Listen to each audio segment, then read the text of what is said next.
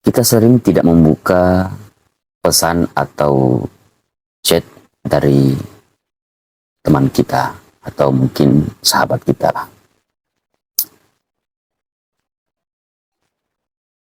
Padahal kita tidak sedang sibuk, apalagi kita tidak tidur, bahkan kita sedang scroll media sosial, lagi pegang HP pada saat itu. Notifikasi ada masuk di HP kita. Kita lihat bahwa siapa yang mengirim pesan ke kita, siapa yang chat kita. Tapi terkadang sengaja mentongki tidak mau lihat.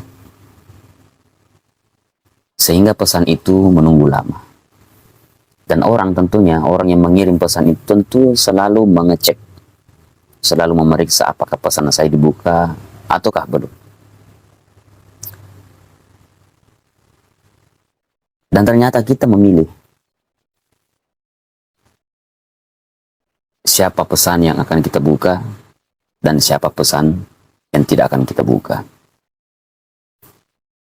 Memang sungguh sangat disayangkan. Bahkan ini adalah suatu mungkin kezaliman. Atau mungkin kita terdengar kejam.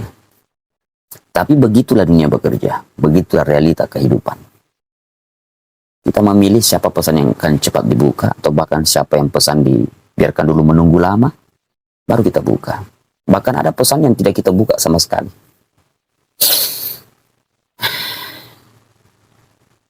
Kenapa terjadi demikian?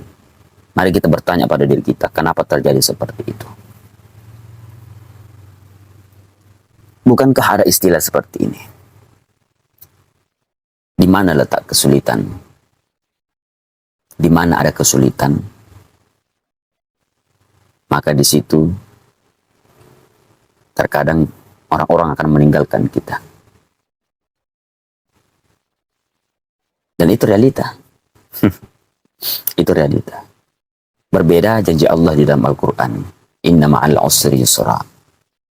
Di dalam kesusahan, di dalam kesulitan, ada kemudahan. Tapi manusiawi. Realita kehidupan berkata bahwa ketika kita kesulitan, maka orang-orang akan menjauhi kita. Nah, seperti tadi kita tanya diri kita, kenapa saya melakukan demikian? Kenapa saya harus pilih-pilih teman? Oh, ternyata kadang-kadang jawabannya seperti ini. Karena pesan yang masuk itu adalah sesuatu yang tidak penting bagi kita. Tidak memberikan manfaat, tidak memberikan keuntungan bagi kita. Jadi kadang kita abaikan, kadang kita mungkin tidak membukanya. Bahkan itu kita tidak buka sama sekali. Bahkan belum terbuka pesan itu kita sudah menghapusnya. Karena kita anggap orang ini tidak penting. Pesan dari orang ini tidak penting. Tidak memberikan keuntungan. Padahal mungkin kita tidak pernah berpikir. Kita duduk sejenak. Kita berpikir, apakah iya orang yang saya tidak buka pesannya itu, orang yang saya tidak buka pesannya ini, bahkan yang saya hapus pesannya, tidak pernah memberikan keuntungan, tidak pernah memberikan manfaat.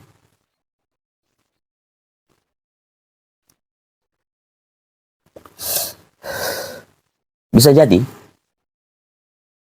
orang yang kita abaikan pesannya adalah orang yang menemani kita dulu di saat semua meninggalkan kita. Bisa jadi orang yang kita abaikan pesannya, yang kita hapus pesannya, adalah orang yang memapa, adalah orang yang mengangkat kita saat kita terjatuh.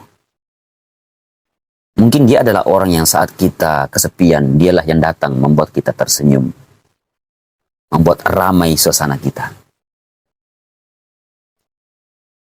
Mungkin dialah orang di saat kita menangis, kita bersedih, dialah yang datang membuat kita tertawa. Bahkan mungkin kita pernah berjuang bersama dan bersusah payah bersama. Bahkan mungkin ada, sering terjadi, kita pernah satu piring berdua sebagai seorang sahabat, sebagai teman. Kita pernah susah sama. Mungkin dia adalah orang yang pernah seperti itu dulu. Maka oleh karena itu, sahabatku semua, temanku semua, ingat. akan kemana kita tidak akan meninggalkan dunia ini. Apa yang kita miliki hari ini yang membuat kita mengabaikan teman-teman kita. Kita terkadang cuek sama orang. Bahkan mungkin ada sedikit kesombongan kepada orang lain. Apa yang kita sombongkan? Apa yang membuat kita mengabaikan pesan atau chat dari teman kita?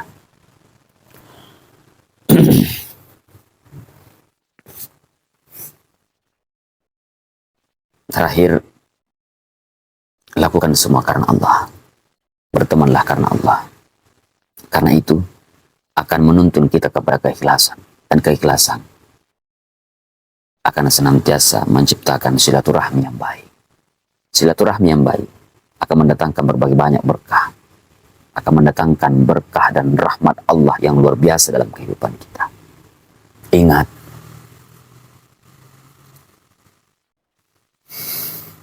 hidup ini singkat. Dan namanya kehidupan, itu pasti berjalan. Kehidupan ini punya roda, dan rodanya akan terus berputar. Barangkali, hari ini kita tidak membutuhkan dia yang mengirim pesan itu. Barangkali kita mengabaikan pesannya hari ini.